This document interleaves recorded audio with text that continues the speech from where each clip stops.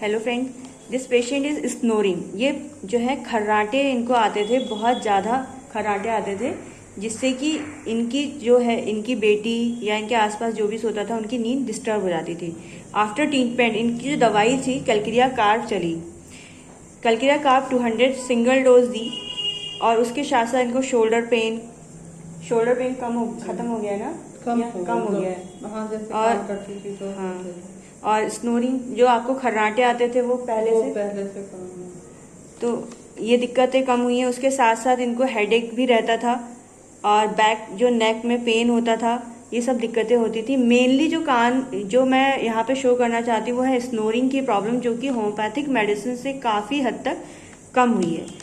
तो मैंने एक स्नोरिंग पे टॉपिक बोला था, उसका जीता जागता जो है, जो मैं केसेस जो रिप्रेजेंट करती हूँ उसके लिए है। Thank you so much.